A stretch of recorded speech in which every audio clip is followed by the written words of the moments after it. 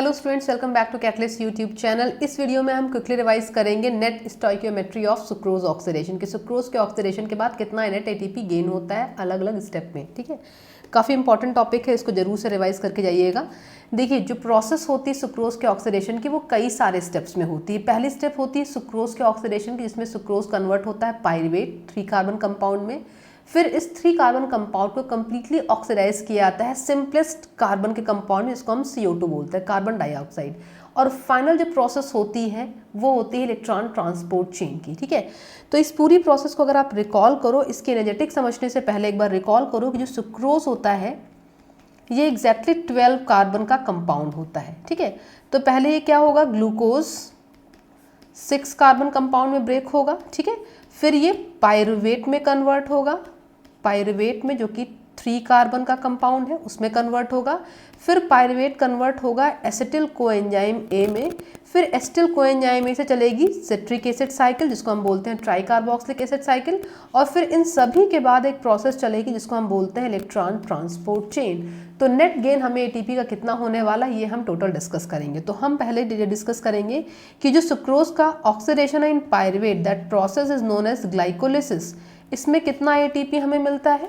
ठीक है, फिर हम देखेंगे कि अगर पायरुवेट को हम एसिटिल कोएंजाइम में कन्वर्ट कर रहे हैं तो कितना एटीपी मिल रहा है, प्लस कितना NADH जनरेट हो रहा है, एज वेल एज जब एसिटिल कोएंजाइम से सिट्रिक एसिड साइकिल रन होती है तो कितने FADH, कितने NADH और कितने ATP मिलते हैं। ठीक है, तो आई होप आपको ग्लाइकोलिसिस की प्रोसेस आप रिकॉल कर पा रहे हो कि ग्लाइकोलिसिस में हम क्या देखते थे, एक ग्लूकोज से जब 2 पायरुवेट बनते थे तो 2 ATP और 2 NADH हमें मिलता था पहले स्टेप पे। ठीक है, यहाँ पर जस्ट प्रोसेस डबल होती जाएगी क्योंकि हम सुक्रोज का ऑक्सीडेशन कर रहे हैं यहाँ पर। ठीक है, तो अब आ जाएंगे वापस से इस टेबल पे, है ना। देखिए, मेटाबॉलिक पाथवे आपको दिया गया, सबस्ट्रेट दिया गया, प्रोडक्ट दिया गया और ATP यील्ड दिया गया है, नंबर ऑफ मॉलिक्यूल्स, कितने ATP पर स्टेप आपको मिल रहे हैं। ठीक है, so will start with sucrose molecule. Substrate क्या हो गया, एक सुक्रोज, ग्लाइकोलिसिस की प्रोसेस है, सुक्रोज को डिग्रेड करने जा रहे हैं।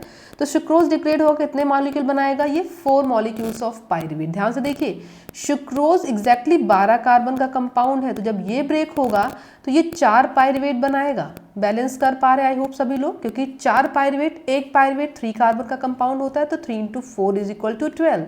तो हमें मिल जाएंगे 4 पायरुवेट के मॉलिक्यूल। और ATP गेन की अगर हम बात करें तो हमें यहाँ पर 4 ATP मिल जाएगी, क्योंकि पर ग्लूकोज 2 ATP मिलती थी, पर सुक्रोज 4 ATP मिलेगी, क्योंकि एक सुक्रोज = 2 ग्लूकोज। ठीक है, आगे देखेंगे तो NAD+ हमारा कितना कन्वर्ट होगा, NADH में 4 NADH हमें यहाँ पर मिल जाएंगे। तो 4 ATP और 4 NADH यहाँ से हमें मिल जाएंगे स्टेप नंबर 1 से। ठीक है, अगले स्टेप पे आएंगे तो यहाँ पर देखिएगा जो सिट्रिक एसिड साइकिल रन होने वाली प्रोसेस है, जिससे पहले हम क्या करेंगे, पायरुवेट को एसिटिल कोएंजाइम में कन्वर्ट करेंगे। तो अब यहाँ पर देखिए 4 पायरुवेट मॉलिक्यूल है, 4 पायरुवेट को कन्वर्ट किया जाएगा एसिटिल कोएंजाइम में, फिर चलेगी सिट्रिक एसिड साइकिल।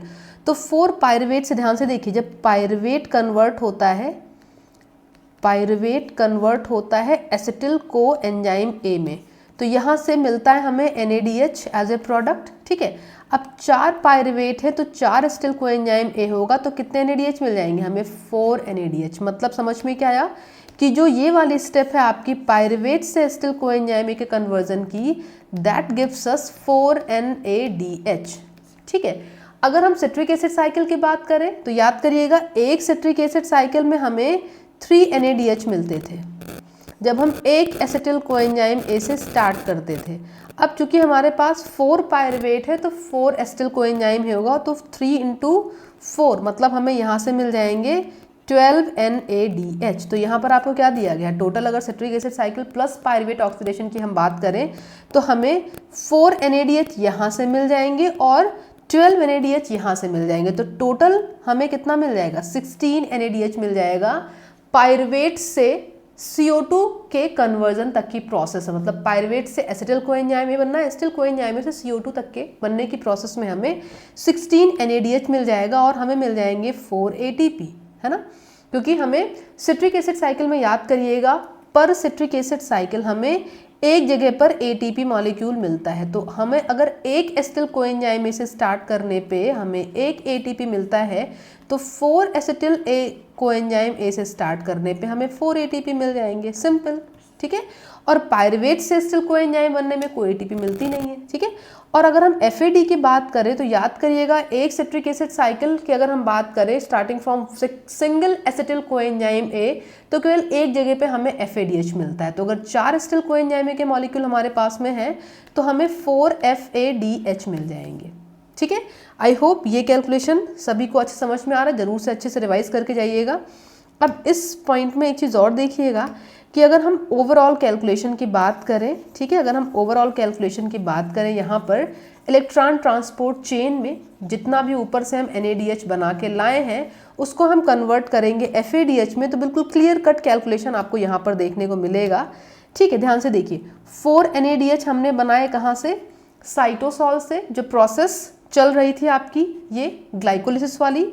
अब 4 NADH को अगर हम माने 4 NADH में अगर हम माने कि एक NADH से हमें मिल रहा है 2.5 ATP, तो 4 NADH 4 × 2.5 अप्रॉक्स 10 NADH हमें मिल जाएंगे, ठीक है।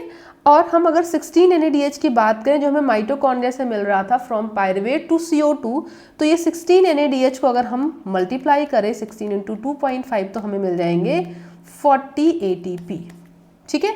तो यहाँ आप देख सकते हैं कि टोटल जो ATP गेन होगा हमें वो हो जाएगा कितना, फ्रॉम 60 to 64 ATP। बहुत इंपॉर्टेंट टेबल है, अच्छे से रिवाइज करिएगा, प्रोबेबिलिटी कि आपको इससे क्वेश्चन मिल जाए एग्जाम में। All the best.